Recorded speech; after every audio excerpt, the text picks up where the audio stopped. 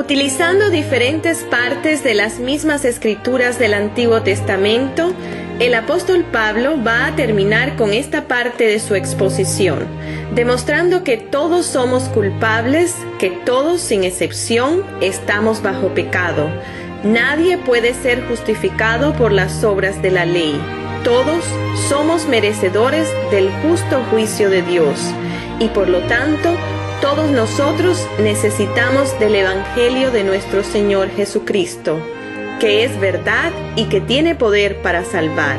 Aquí les dejo con el doctor Julio Jiménez.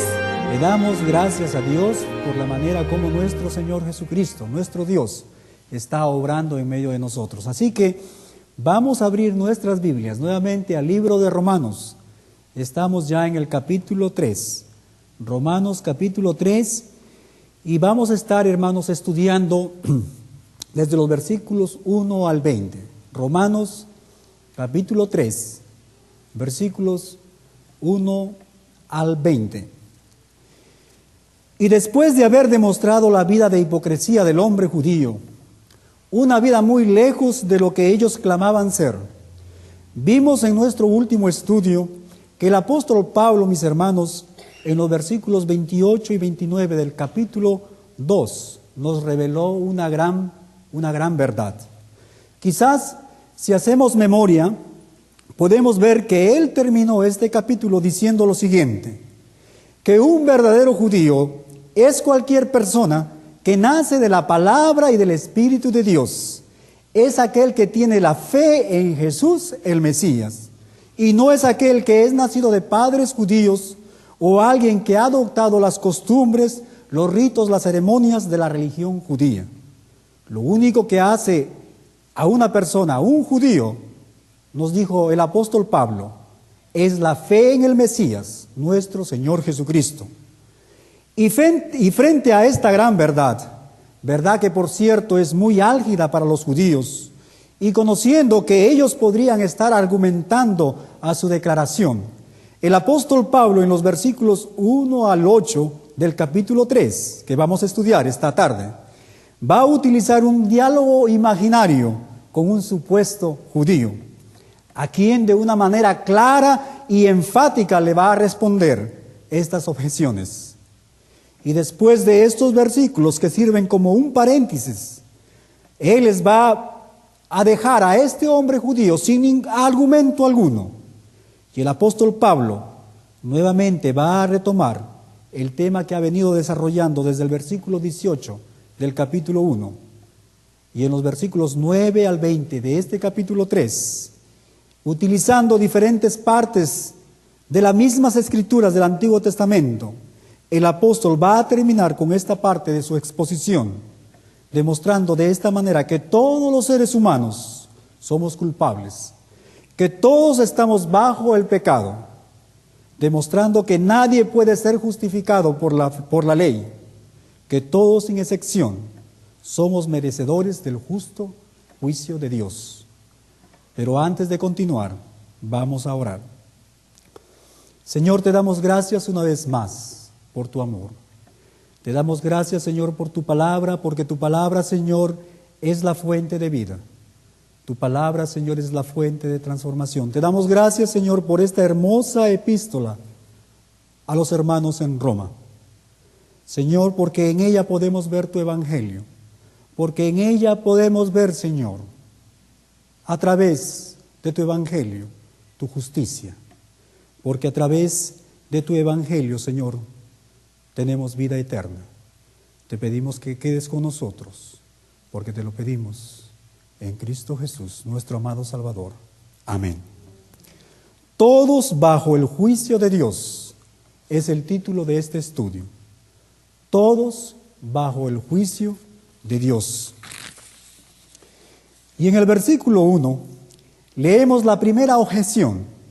El hombre judío, después de escuchar a Pablo decir que básicamente delante de los ojos de Dios no hay diferencia entre un hombre judío y un gentil, impetuosamente se levanta y le replica: ¡Hey, Pablo! ¡Para aquí! Pero estas cosas que tú dices que no tienen valor son exactamente las cosas que el mismo Dios nos ha dado, la circuncisión, la ley, fueron dadas por Dios a los judíos. Fue Dios mismo quien nos llamó su pueblo, Israel, su pueblo escogido. El argumento, mi hermano y mi amigo, es este. Pablo, ¿estás dejando a un lado lo que Dios ha establecido? Si estas cosas no tienen valor, entonces, ¿qué ventaja hay en ser judío? ¿O qué aprovecha la circuncisión? Y vemos que el apóstol Pablo rápidamente le responde en el versículo 2. Y él dice, mucho, en todas maneras, principalmente, a los judíos les ha sido confiada la palabra de Dios. Y la gran gloria, hermanos, de los judíos en el tiempo del apóstol Pablo era precisamente que ellos poseían la ley. Ellos poseían la palabra escrita de Dios, y Pablo dice que era una gran ventaja. Mientras que los gentiles tenían que buscar lo concerniente de Dios a través de la creación, la ley escrita en sus corazones y conciencias, el judío tenía en la palabra escrita las profecías de la venida del Mesías, tipos de su sacrificio y expiación en las ceremonias, y las promesas de redención y perdón a través de la fe en él. Sin embargo, en lugar de creer en el Mesías, en lugar de confesar su culpabilidad revelada en la ley y confiar por la fe en la misericordia de Dios y su justicia, ellos tomaron la ley, ellos tomaron la circuncisión, las ceremonias y su legado para establecer su propia justicia, una justicia basada en una obediencia imperfecta, hipócrita de la ley, como lo vimos en el estudio pasado. La moralidad, los rituales, las ceremonias, las ordenanzas y aún las escrituras, mi estimado amigo, no tienen valor alguno si no nos conducen a la persona de nuestro Señor Jesucristo. Implícito en esto está el hecho de que, aunque el judío tenía esta enorme ventaja, sin embargo, él falló en hacer uso de ella, por lo que el tener la ley no le hizo ningún bien en absoluto. El poseer la ley no le hizo nada mejor comparado con el gentil que no tenía la ley. Aquí podemos parar y quizás hacer una reflexión y mirar nuestra propia condición, mi querido amigo y hermano, especialmente los cristianos. Nosotros que hemos recibido el Evangelio de Dios, que hemos recibido la verdad, que hemos recibido su luz, ¿qué estamos haciendo con esta verdad divina? Estamos dejando que las personas que nuestro Dios nos ha confiado, aquellas personas que se relacionan con nosotros, vean a través de nuestras vidas su amor, su compasión, su misericordia, justicia y su evangelio. ¿O estamos al igual que estos judíos usando la palabra de Dios, la Biblia, para vanagloriarnos del conocimiento de ella? Quizás para hacer alarde de cuánto sabemos, de cuán buenos y cuán justos somos, menospreciando de esta manera a los demás. Esta actitud, mi hermano, no solo produce oscuridad, confusión y desánimo en nuestro prójimo y hermanos, sino que también deshonra el nombre de nuestro Dios y de su evangelio. Ruego a nuestro Dios que podamos ser hijos obedientes y que nuestra actitud sea solo para honrar y glorificar el nombre de Dios con lo que su palabra nos enseña. Y frente a esta respuesta dada por el apóstol, este judío imaginario en el versículo 3 inmediatamente contraataca y vuelve con una segunda objeción diciendo: ¿pues qué? Si algunos de ellos han sido incrédulos, o sea, faltos de fe, ¿su incredulidad habrá hecho nula la fidelidad de Dios? En otras palabras, Pablo, ¿tú estás diciendo que Dios está indignado por la incredulidad de unos pocos judíos y por lo tanto Él ha anulado todos los privilegios de su pueblo Israel? ¿Crees tú que la incredulidad de algunos anula el pacto de Dios con Abraham? La respuesta del apóstol Pablo no se deja esperar. Y en el versículo 4, Pablo usa las palabras más fuertes del idioma griego para decir algo que es falso. Y él dice: de ninguna manera, no en absoluto, Quizás en otras versiones leemos lo siguiente: Dios no lo permita. Y él tiene razón de usar estas palabras, porque esta segunda objeción, mis hermanos y amigos, implica que el fracaso está en Dios. Esta objeción sugiere que solo porque algunas personas no creyeron, Dios no cumplió con sus promesas. Por lo tanto, Dios es el culpable. ¿No es esto lo mismo que vemos hoy en día, mi querido amigo? Hombres y mujeres culpando a Dios por todo. Nosotros los humanos, mi amigo, tenemos la tendencia de culpar a Dios por todo lo malo que viene a nuestras vidas. Tenemos la tendencia de culpar a Dios de nuestra incapacidad en cumplir todo lo que Él nos manda. Sin embargo, debemos de reflexionar que es a través de las circunstancias de nuestras vidas, de los éxitos y de los fracasos, que nuestro Dios busca atraernos hacia Él para bendecirnos con las buenas nuevas de su evangelio, para darnos un nuevo corazón, para darnos un nuevo comienzo, para darnos vida eterna. Y en el versículo 4, Pablo enfáticamente dice: de ninguna manera, antes bien sea Dios veraz y todo hombre mentiroso. Dios es fiel y Él va a cumplir su palabra, sus promesas, no importa cuántos hombres y mujeres fallen. Luego Pablo cita el Salmo de David, el Salmo 51, versículo 4. Este maravilloso salmo escrito después que él cometió los pecados de asesinato y adulterio. Cuando David se arrepintió, él escribió este hermoso salmo en el que él confiesa a Dios sus pecados. Y en la parte final del versículo 4 leemos: para que seas justificado en tus palabras y venzas cuando fueres juzgado. Después que Dios expuso los pecados de David a través del profeta Natán, él los reconoció y confesó y dijo: no eres tú, Dios, a quien he de culpar. Yo soy el culpable, yo lo hice. Tú eres el Dios vivo, justo y verdadero. Dios, mi querido amigo y hermano, es justo en todos sus juicios y recto en todo lo que Él hace. Y Él prevalecerá a pesar de lo que digan o lo que hagan los hombres. Todas las promesas de Dios para el futuro de la nación de Israel se cumplirán en toda su gloria, a pesar de la incredulidad de ellos. Mi hermano y mi amigo, si los hombres fallan, Dios tiene recursos ilimitados para hacer cumplir sus promesas.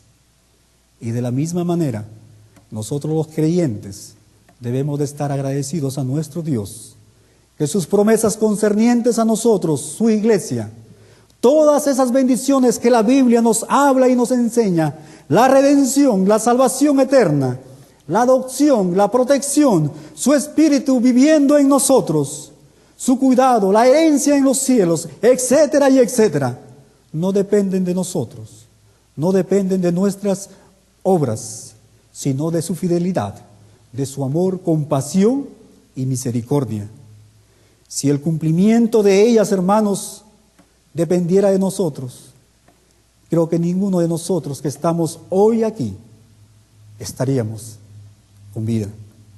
Por lo tanto, siempre debemos de estar agradecidos a nuestro Dios por su gran fidelidad. Pero hay una tercera objeción, y este judío imaginario se levanta nuevamente en el versículo 5, y él dice: si nuestra injusticia hace resaltar la justicia de Dios, ¿qué diremos? ¿Será injusto Dios que da castigo? Hablo como hombre. En otras palabras, él está diciendo lo siguiente: si la maldad del hombre glorifica la justicia de Dios, entonces Dios es injusto en juzgar al hombre. Cuando Pablo dice hablo como hombre, nos está diciendo que este es un argumento común en todos los hombres. Y este es un argumento, mi amigo, que todavía se oye hoy en día. Es muy común escuchar a la gente decir: si lo que estamos haciendo hace resaltar a Dios porque le da la oportunidad de mostrar su amor y perdón, entonces ¿por qué Dios me juzga? Ellos razonan de esta manera: estamos haciendo que Dios se vea bien, Con nuestro pecar le estamos dando la oportunidad a Dios a revelarse a sí mismo. Y eso es lo que Él quiere. Así que Él no puede juzgarnos por nuestros propios pecados. Y en el versículo 6 vemos la respuesta inmediata del apóstol Pablo. Y él dice lo siguiente: de ninguna manera, si todo el mundo viviera bajo esta manera de pensar, entonces nadie podría ser juzgado y Dios sería eliminado como el juez de todo el mundo. Y todo el mundo estaría encerrado en el mal. No habría manera de detener el flujo enorme de la maldad humana. Por lo tanto, mis amigos y mis hermanos, este es un argumento ridículo. La verdad es que el pecado nunca glorifica a Dios. El pecado siempre tiene resultados malos, nunca buenos, como dice la Biblia en Gálatas capítulo 6, versículo 8. Gálatas capítulo 6, versículo 8. El apóstol Pablo nos dice: porque el que siembra para su carne, de la carne segará corrupción, mas que el que siembra para el Espíritu, del Espíritu segará vida eterna. Esta es una ley ordenada por Dios que nadie puede romper. Y en los versículos 7 al 8, el apóstol Pablo va a reforzar este argumento con un ejemplo personal. Y él dice: pero si por mi mentira la verdad de Dios abundó para su gloria, ¿por qué aún soy juzgado como pecador? ¿Y por qué no decir, como se nos calumnia y como algunos cuya condenación es justa afirman que nosotros decimos, hagamos males para que vengan bienes? Mi amigo, nada es más contrario a la verdad que la mentira. Una mentira nunca puede ser de ninguna ventaja a la verdad o al Dios de la verdad. Una mentira es del diablo y debe ser juzgada y castigada. La verdad de Dios nunca podría abundar a través de una mentira. Si esto fuera cierto, entonces los hombres podrían decir, hagamos males para que vengan bienes. Pero el mal solo produce mal, mi amigo. El hecho de que la gloria de Dios se manifieste a través de la gracia dada al más grande de los pecadores, esto no es obra de los hombres, esto no es obra del pecado del hombre, sino la obra de Dios, quien a través de la justicia de su Hijo convierte incluso nuestros pecados para la alabanza de su propia gloria. Por lo tanto, Dios tiene todo el derecho, Dios tiene toda la autoridad de juzgar el pecado de los hombres. Y habiendo contestado cualquier objeción que pudiera ser presentada por cualquier judío, y habiendo probado de esta manera que todos, tanto judíos como gentiles, están bajo la ira de Dios, en los versículos 9 al 20, el apóstol Pablo entierra el último clavo en el ataúd espiritual de la humanidad. Y ahora él va a estar citando las Escrituras. Y en el versículo 9, él introduce una nueva pregunta y dice, ¿qué pues? ¿Somos nosotros mejores que ellos? Él responde, en ninguna manera, pues ya hemos acusado a judíos y a gentiles que todos están bajo pecado. Y la frase, ¿qué pues? Es una conclusión al argumento de que todas las personas son culpables ante Dios. Y esto me gusta a mí mucho, mi querido amigo y hermano, porque el apóstol Pablo, él mismo se está colocando en esta lista y él se identifica como aquellos judíos acusados de los cuales él ha venido hablando en los versículos anteriores. Los judíos no eran mejores que los gentiles, a pesar de que ellos recibieron mayores privilegios de Dios. Y la frase estar bajo pecado significa estar bajo el dominio y la condenación. Mi querido amigo, el problema con el hombre no es solo que el hombre es un pecador, no solo es que el hombre comete pecados. El verdadero problema del hombre es que el hombre es esclavo del pecado. Y en el versículo 10 viene el toque final. El apóstol Pablo va a exponer lo que dicen las Escrituras sobre este tema. Y él dice En el versículo 10, como escrito está. Y me gusta esto porque estamos viviendo en días en los cuales lo que dicen los hombres se considera como la última palabra, como la autoridad. La Biblia es considerada, pero realmente no es tomada como la autoridad divina. Sin embargo, los apóstoles nunca trataron las Escrituras de esta manera.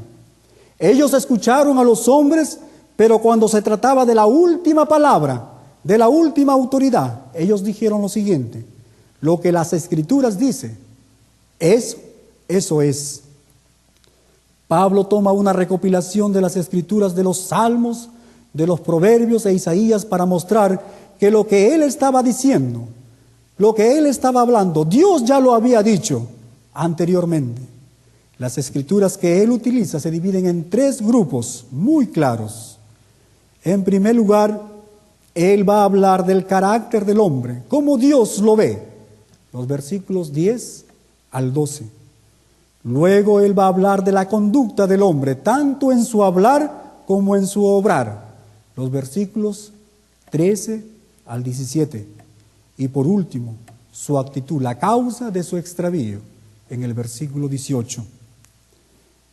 Y al final del versículo 10 leemos lo siguiente: no hay justo ni aún uno. ¿No es esta, hermanos y amigos, una declaración asombrosa? Solo pensemos en lo siguiente. Pensemos en aquellas personas buenas que nosotros conocemos. Puede que no sean cristianos, pero estas personas, bajo nuestros estándares, las consideramos como buenas, buenos vecinos, gente amable y que habla cariñosamente. Sin embargo, nuestro Dios, mirándoles, les dice: no hay entre ellos uno que sea justo, ni siquiera uno. Y en el versículo 11, el apóstol continúa hablando y mencionando las Escrituras del Antiguo Testamento. No hay quien entienda. Mi querido amigo, pensemos en todas aquellas personas que buscan entender el milagro de la vida. En todo el mundo, en los templos, las escuelas, las universidades, los centros de capacitación, en las selvas delante de los ídolos, la gente está buscando encontrar la respuesta al misterio de la vida y del hombre. ¿Por qué somos como somos? Y en todo este inmenso mar de investigadores, Dios dice que no hay nadie, no hay quien entienda, ni siquiera uno. Y al final del versículo 11 nos dice: no hay quien busque a Dios. ¿Qué tal afirmación, mis hermanos? Quizás esta afirmación fue una de las que más me asombró y la que más me hizo reflexionar. Aquí están todas estas personas religiosas que van a los templos, obedeciendo diversos procedimientos, observando rituales, que acuden a las iglesias, llenando las áreas de culto en todo el mundo. ¿Qué es lo que buscan? Diríamos nosotros que están buscando a Dios, pero Dios no dice así en su palabra. Él dice que no hay una búsqueda de Él. Ellos están buscando a un Dios con la D minúscula, un Dios que les convenga, no al Dios verdadero. Ellos no están buscando al Dios de la verdad y de la justicia que está detrás de todas las cosas. Y el versículo 12, el apóstol Pablo nos dice: todos se desviaron, a una se hicieron inútiles. No hay quien haga lo bueno, no hay ni siquiera uno. Esto podría ser más claro, mis hermanos. No hay quien haga lo bueno, no hay ni siquiera uno. Si tenemos dificultad con entender esta afirmación, imaginémonos lo siguiente: ¿qué pasaría si alguien inventara una cámara para grabar nuestros pensamientos? Mi amigo, ¿nos invitarías tú al estreno de esta película? ¿Nos invitarías tú al estreno de tu vida? Recuerda esto, que aunque no existe tal cámara, Dios está grabando cada uno de tus pensamientos e intenciones de tu corazón. Y Él dice, no hay ni siquiera uno. Esta, mi amigo, es la cruda revelación de las Escrituras. Es lo que Dios ve cuando mira a la raza humana. No hay quien haga lo bueno, no hay ni siquiera uno. Luego el apóstol detalla por qué. Y en primer lugar, él va a hablar acerca de la forma de hablar del hombre. Y en los versículos 13 y 14, la palabra de Dios dice lo siguiente: sepulcro abierto es su garganta, con su lengua engañan, veneno de áspides hay debajo de sus labios, su boca está llena de maldición y de amargura. Y esto abarca todo el ámbito del habla. Comienza en lo más profundo de la garganta, viene a la lengua, luego los labios y luego a toda la boca. Se mueve desde el interior hacia el exterior. Pablo dice, ¿qué encuentras en el fondo? En el fondo Dios ve una tumba abierta con un cadáver podrido, maloliente y horrible hedor que viene desde allí y que se revela a sí mismo en la vulgaridad, que se revela en la hipocresía, en la mentira, en la calumnia, en el chisme, en la murmuración, en la difamación, en las maldiciones. Y veneno de áspides hay debajo de sus labios.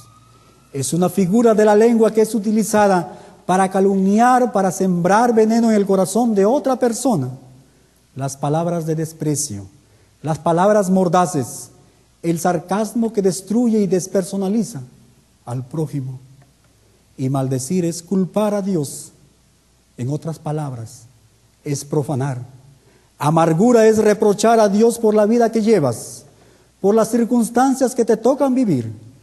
Y esto es lo que escuchamos hoy en día de muchas personas. Estamos escuchando siempre personas quejándose de las circunstancias, quejándose de dónde Dios los ha puesto y lo que Él está haciendo con sus vidas. Todos somos culpables, dice el apóstol. Esto es lo que hay dentro y esto es lo que Dios ve con el realismo de su ojo. Y después de mostrar el habla pecaminosa del hombre, el apóstol Pablo ahora se va a dirigir a sus obras. Y en los versículos 15 y 17, la palabra de Dios nos dice lo siguiente: sus pies se apresuran para derramar sangre, quebranto y desventura hay en sus caminos, y no conocieron camino de paz. Y esto prácticamente es una copia de lo que encontramos en Isaías capítulo 59, versículos 7 al 8. Los pies representan el movimiento, la acción y el obrar del hombre cuando se dice que estos se apresuran para derramar sangre. Se está hablando del entusiasmo y la disposición del hombre a pecar contra Dios y en contra de su prójimo. Todos los caminos que el hombre toma y los métodos que sigue conducen a la destrucción y a la miseria. Proverbios capítulo 14, versículo 12. Proverbios capítulo 14, versículo 12. Leemos: hay camino al hombre que le parece derecho, pero su fin es camino de muerte. El camino del pecado no construye, mi querido amigo. El camino del pecado solo destruye. Por naturaleza el hombre no conoce el camino de la paz con Dios en Cristo. Jesucristo, mi amigo, es el único camino a la salvación, es el único camino a la vida eterna y a la paz y a la felicidad eterna.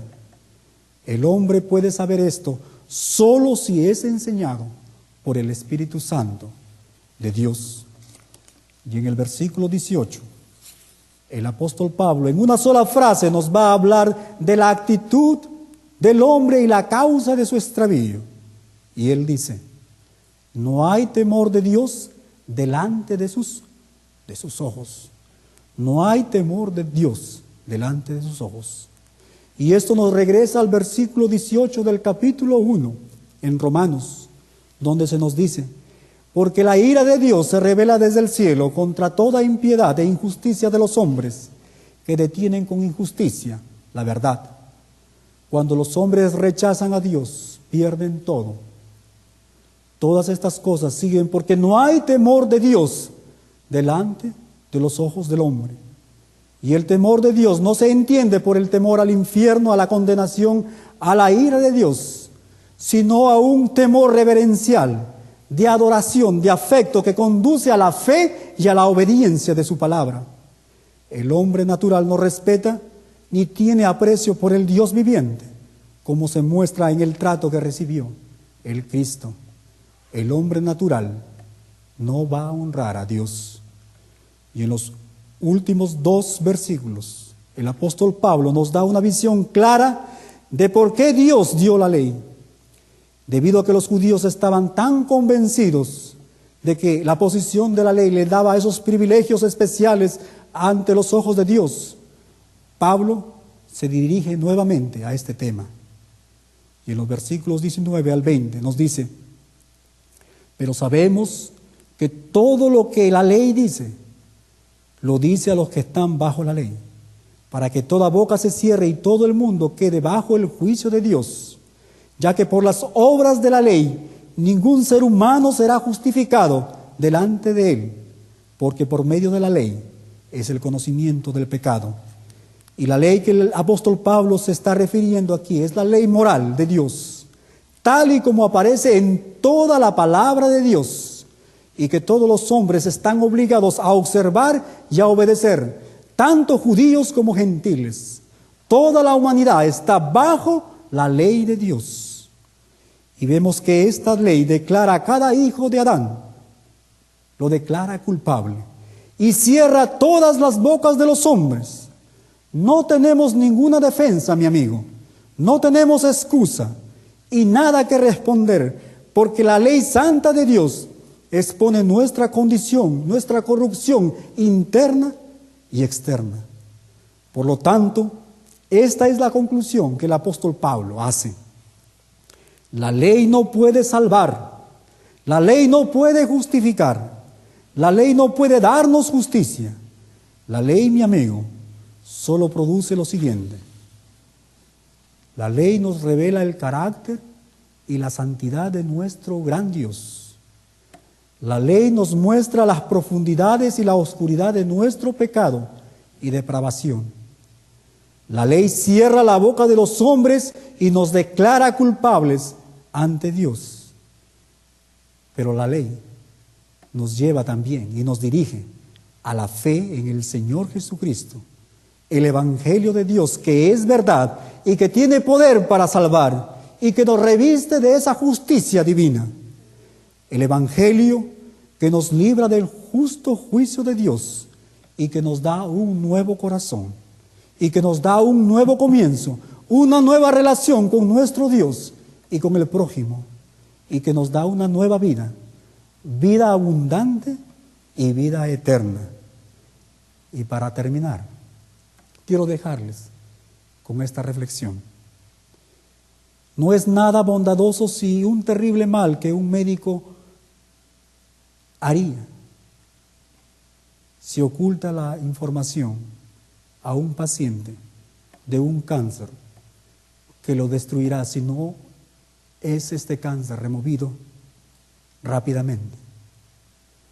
De la misma manera, no es nada bondadoso sino un terrible mal que nosotros haríamos si ocultamos a nuestro prójimo esta gran verdad, si ocultamos nosotros a nuestro prójimo de este glorioso evangelio y de su responsabilidad que él tiene para con su Dios, sabiendo que va camino a la perdición eterna.